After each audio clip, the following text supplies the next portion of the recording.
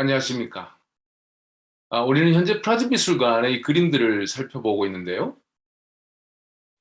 지난 시간에는 엘 그레코와 그의 그림들에 대해 알아봤습니다. 그리스 크레타 섬에서 태어나 그리스 종교의 전형적인 그림을 그리다가 이태리로 넘어가 르네상스와 후기 르네상스의 화풍을 배웠고 이어 스페인에 들어와 똘레도에 정착한 후에 그만의 독특한 그림을 낳게 되었다고 했습니다.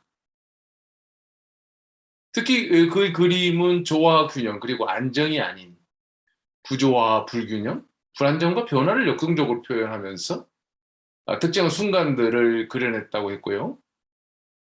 그림은 전체적으로 무겁고 어두우며 불안함으로 가득 차 있음을 함께 확인했습니다.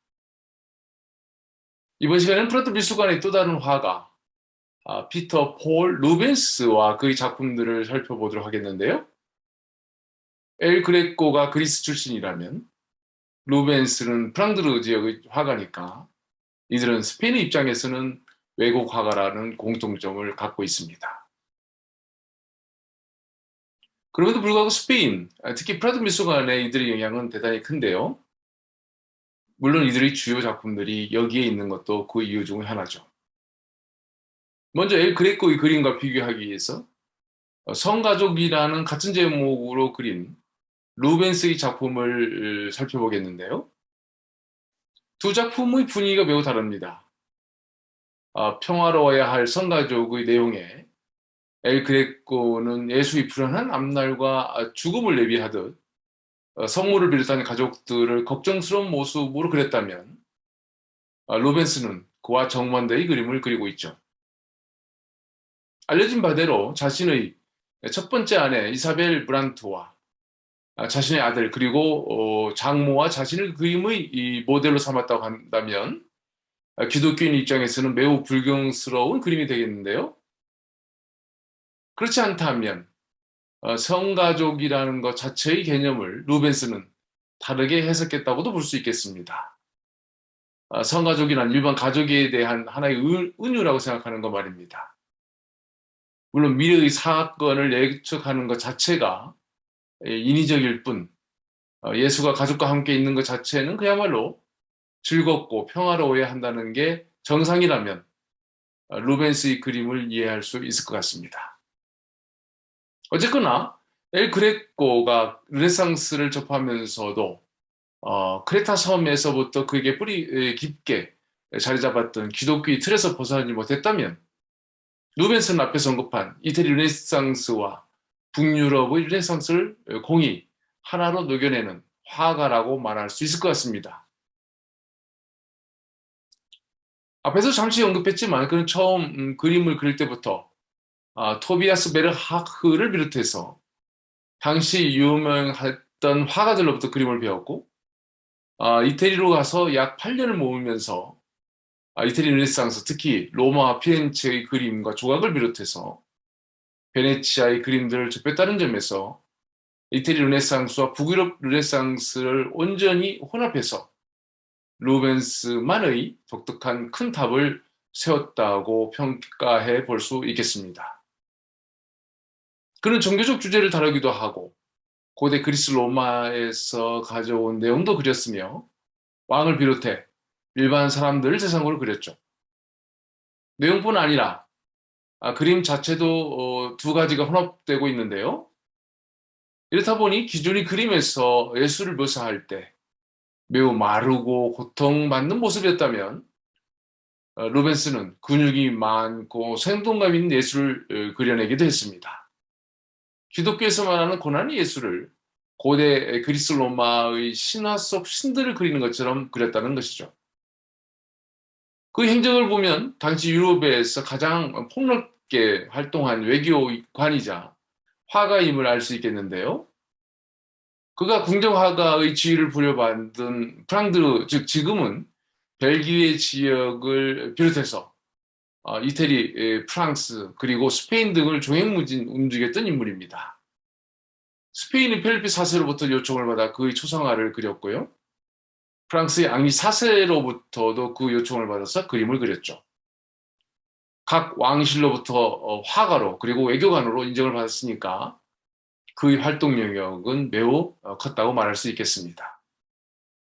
어쨌든 당시 유럽의 화풍을 섭렵하고 그것을 하나로 묶어내는 그의 그림으로 인해 나름 루벤스 화풍이라고 말해도 될 듯한데요. 그림의 구조나 구도, 해부학적 묘사라는 측면에서 볼 때는 이태리 화풍을 풍경이나 세부 묘사, 그리고 색채에 있어서는 프랑드르의 화풍을 혼합했으며 거기에 화가의 과격할 정도의 자유분방함이 가미되었다고 말할 수 있을 것 같습니다. 이 작품을 살펴볼까요? 눈물을 흘리는 헤라클레이토스와 웃고 있는 데모크리토스를 추정해서 그린 작품인데요. 그러니까 고대 그리스의 두 철학자로 인간을 공허하고 가소로운 것으로 인식하여 늘 웃으며 조롱하는 모습을 보인 데모크리토스와 인간의 이러한 상태를 연민과 동정으로 보고 고민과 슬픈 얼굴을 했던 헤라클레이토스의 대비는 어쩌면 현재 우리의 과제이면서 동시에 인간에게 늘 따라졌던 철학적 사유라고 볼 수 있겠습니다. 루벤스뿐만 아니라 역시 프랑드, 즉 지금의 벨기에 엔트워프 출신 야콥 요르단스 역시 두 인물을 대비시켜 표현한 것을 보면 당시 많은 사람들에게 이 두 가치에 대한 논의가 큰 관심사였다는 것을 알 수 있겠는데요. 이렇게 루벤스가 고대 그리스의 헤라클레이토스와 데모크리토스를 대비시킨 것은 엘 그레코가 성 안데레스와 성 프란시스코를 대비시킨 것을 기억하게 합니다. 앞의 강의에서 엘 그레코가 그린 두 인물을 구분할 때와 유사하게 눈물을 흘리는 헤라클레이토스는 검은색 옷에 근심에 찬 모습을 보이고 있지만 웃고 있는 데모크리토스는 그 자세는 물론 옷 색깔도 밝습니다. 그러니까 프랑드의 화가 루벤스는 고대 그리스에서 그리스의 화가 엘 그레코는 기독교의 인물들을 등장시켜 대비된 세계관을 그려낸 것이죠. 우리는 헤라클레이토스가 누구도 같은 강을 두 번 건널 수는 없다. 사람이나 강물은 결코 같지 않기 때문이다. 라거나 세상에 응원한 것은 없다. 모든 것은 변한다. 라는 말을 특별히 기억하고 있는데요. 욕망을 줄일수록 행복해진다라고 말하고 세상과 삶에 대해 호탕하게 웃고 마는 데모크리토스가 나름의 삶에 대한 해석을 내리고 있지만 헤라클레이토스의 이 말과 생각은 결국 철학과 깊이 통하고 있다고 볼 수 있겠습니다. 삶에 대한 의미를 갖고 그 본질을 찾으려는 것이 바로 철학인 것이죠. 참고로 시대를 비교해보면 헤라클레이토스는 공자와 비슷한 시기의 인물이고요. 데모크리토스는 소크라테스 시대의 철학자이니까 동양과 대입해 본다면 공자의 손자로 중용을 섰다는 차사와 비슷한 시기의 인물입니다. 이렇게 따지면 아리스토텔레스는 맹자와 거의 비슷한 시기의 서양 철학자라고 볼 수 있겠죠. 다음은 루벤스가 그린 사랑의 정원이라는 작품입니다. 물론 프라드 미술관에 있죠. 대단히 화려하고 자유로운 모습의 그림인데요. 큐피드와 그 화살들이 보입니다. 사람들이 짝을 지어 사랑을 나누는 장면이고요. 그러니까 이 작품 역시 고대 그리스 신화에서 가져왔다고 볼 수 있고 특이한 것은 앞의 두 남녀 중 남자는 루벤스이고 여인은 그의 두 번째 부인인 엘레나 포멘트, 즉 엘렌 푸르망이라고도 부르죠. 그러니까 루벤스는 기독교에서나 고대 그리스 로마 신화에서 내용을 가져오면서도 그 인물은 현재에서 특히 자기와 자기 가족을 그려냈으니까 대단히 자유롭고 파격적인 그림이라고 말할 수 있겠습니다. 글쎄요, 앞에서 극단적인 두 인물 간의 대비해서 엘 그레코는 두 가치 중 하나의 우월성이라거나 선택적 하나를 의미하지 않고 두 가치 지속적인 대립과 화합을 그리는 것 같다고 말했는데요. 그와 유사한 대비를 그린 루벤스는 두 가치 중 어떤 것에 방점을 두었을까요? 사실 위에서 본 사랑의 정원을 봤을 때는 삶을 진지하고 엄숙하게 금욕적으로 살아가는 것보다는 화려하고 즐겁게 쾌락과 사랑을 선택하는 것에 더 강조점을 두었다고 볼 수 있겠습니다. 루벤스의 삶처럼 말이죠. 다음의 그림을 볼까요? 여러분이 잘 아시는 바와 같이 파리스 재판이라는 이 그림의 내용으로는 테티스와 펠레우스의 결혼식에 에리스가 초대받지 못한 것이 이야기의 이 화근이죠. 결혼식에 브라의 여신을 초대하지 않은 것은 당연할 텐데 이 양심을 푸는 에리스가 결혼식장에 황금사과를 던지게 되고 거기에는 가장 아름다운 여신에게라는 글이 쓰여져 있었죠. 그러니까 이 황금사과를 가장 아름다운 여신에게 주라는 뜻인데요. 그 판단을 제우스가 해야 되는 상황에서 이 불편한 심판을 트로이 왕자 파리스에게 넘기게 되죠. 그림에서와 같이 그는 당시 목동으로 있었는데요. 황금사과를 든 파리스 앞에는 세 명의 여신이 있습니다. 헤라와 아테나, 그리고 아프로디테죠. 알다시피 오른쪽의 헤라는 제우스의 부인이기도 하니까 왕비로서 권력과 부를 약속했을 것이고요. 왼쪽의 아테나는 지혜와 전쟁의 신이니까 전쟁에서 이길 수 있도록 하겠다는 약속을 했겠죠. 그런데 가운데의 아프로디테는 아름다움을 상징하는 신으로서 당시 가장 아름다운 여인을 선물하겠다고 했을 거고요. 그 선물이 바로 스파르타의 헬레나였던 것이죠. 이 세 가지 제안 중에 트로이 왕자 파리스가 가장 비중을 둔 것은 바로 아프로디테의 것일 텐데요. 이미 왕자로서 부와 권력을 그리고 당시 트로이는 전쟁을 이길 정도로 강력한 나라였으니까 그에게 가장 필요했을 것은 세상에서 가장 아름다운 여인이었을 것은 당연합니다. 결국 그는 아프로디테를 선택하게 됐고요. 그의 판단은 엄청난 파멸과 동시에 새로운 역사로의 길이 열리는 사건이 되었죠. 호메로스가 읊었던 일리아스와 오디세이아의 이야기가 되었고요.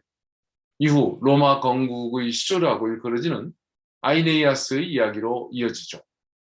그야말로 유럽의 역사, 문학, 예술 등 모든 영역에 영향을 준 사건이었고요. 그것이 지금 우리가 이어지는 것이 됐다는 점을 생각하면 그야말로 인류사의 역사적인 선택이라고 말할 수 있겠습니다. 한편 루벤스의 다음 그림은 매우 흥미로운데요. 역시 프라도 미술관에 있습니다. 바로 세 가지 은총이라는 작품이죠. 그림 속 여인들을 보면 오른쪽에는 성가족이라는 작품 속 여인 이사벨 브란트가 있고요. 왼쪽의 금발 여인은 사랑의 정원에서 루벤스와 함께 있었던 엘레나 포르멘트입니다. 그러니까 루벤스의 첫 번째 부인과 두 번째 부인의 얼굴이 보입니다. 제목에서 말하고 있는 것처럼 세 개의 은총으로 상징되는 여인들은 서로 연결되어 있고 하나를 이루는 것 같은데요. 이 말을 좀 더 구체적으로 풀이해 본다면 사람을 지덕체의 세 가지 유형으로 구분해 봤을 때 지혜 하나로도 부족하고 덕 하나로도 부족하며 아름다움 하나로도 부족하다는 의미를 표현한 것이라고 볼 수 있겠습니다. 물론 두 개만을 갖추는 것도 부족하고 결국 세 가지가 합쳐되는 것이 이상적이라고 말하겠지만 실제로 한 사람 안에 세 개가 모두 들어있는 경우는 이상에 불과하다는 의미로도 풀이될 수 있겠습니다. 이런 차원에서 자신이 현실 속에서 경험한 두 여인은 얼굴이 드러나 있고요. 등을 보이는 여인은 정확히 그 얼굴을 알 수가 없습니다. 이 그림을 보면서 우리는 돈키호테에게 둘시냐라는 존재를 생각하게 되는데요. 둘시냐는 옆 마을의 시골 아가씨를 돈키호테가 세상에서 가장 아름다운 공주로 이상화해서 그녀를 가슴속에 품은 채 거기서 뿜어져 나오는 열정으로 모험을 떠나는 이야기죠. 한편 산초가 둘세이네아라고 소개한 현실 속에 만나는 아가씨는 돈키호테에게 전혀 둘시네아가 아니었던 것인데요. 만일 엘도브소 마을 입구에서 만난 여인이, 즉 현실에서 만난 여인이 산초가 많은 대로 둘시네아였다면 돈키호테의 모험은 계속되지도 못했을 것이고 이 작품은 거기서 끝났을 것입니다. 이렇게 이상화된 것은 현실에서 만날 수 없고 만났다면 실망뿐이었겠죠. 이런 현실과 이상이라는 괴리는 바로 인간이 가지고 있는 욕망 때문으로도 풀이되는데요. 이때 우리는 욕망에 부정적인 꼬리표를 달기는 하지만 실제 삶 속에는 그 욕망은 실망한 현실을 딛고 다시 앞으로 나갈 수 있는 힘으로 작용한다는 점을 기억해야 할 것 같습니다. 돈키호테가 그랬던 것처럼 말입니다. 어쨌거나 루벤스의 세계의 은총에서 볼 수 있는 것은 현실 속에서 맞이하는 실망이 될 수도 있고요. 이상과 현실에 대한 깨달음이 될 수도 있겠습니다. 동시에 화가가 추구하게 되는 이상적인 여인에 대한 또 다른 욕망의 표현이라고도 확대해 볼 수 있겠네요.